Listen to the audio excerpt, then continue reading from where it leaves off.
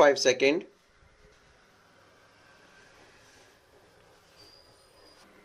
Start. At its most basic, security implies freedom from threats.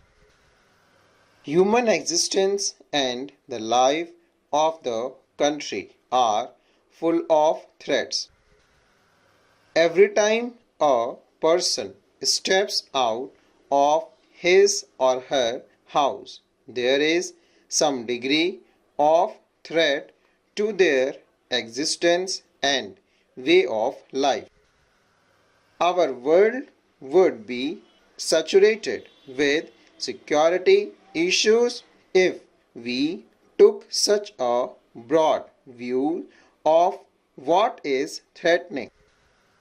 Every time a person is robbed in a streets, a security of ordinary people as they live their daily lives is harmed.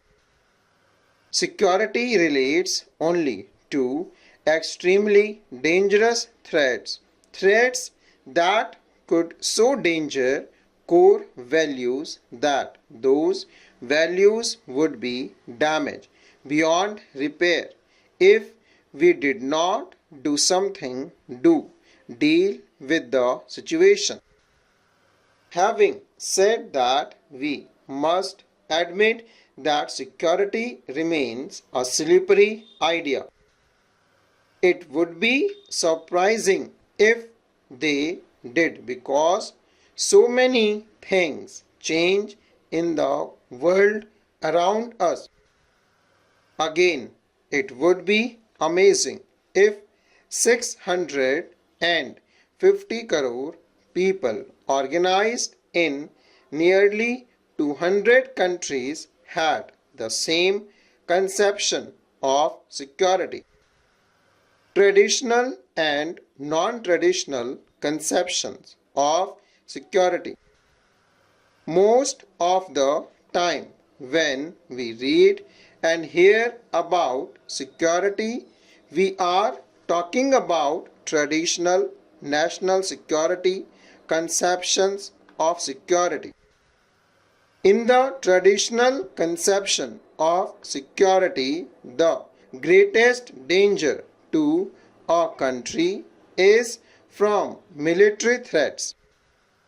The source of this danger is another country which, by threatening military action, endangers the core values of sovereignty, independence, and territorial integrity.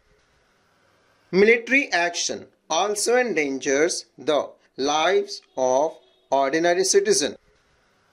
It is unlikely that in the war only soldiers will be hurt or killed. Quite often, ordinary men and women are made target of war to break their support of the war. In responding to the threat of war, a government has three basic choices to surrender to prevent the other side from attacking by promising to raise the cost of war to an unacceptable level and to defend itself when war actually breaks out so as to deny the attacking country its objectives and to turn back or defeat the attacking forces altogether. Governments may choose to surrender when actually confronted by war, but they will not advertise this as the policy of the country.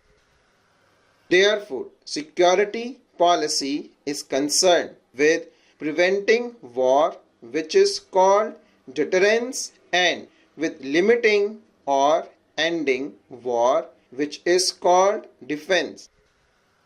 Traditional security policy has a third component called balance of power.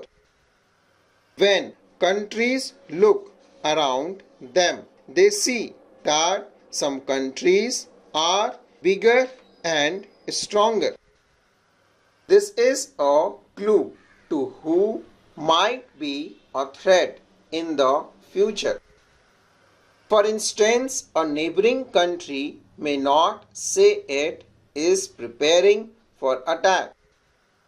There may be no obvious reason for attack, but the fact that this country is very powerful is a sign that at some time in the future it may choose to be aggressive.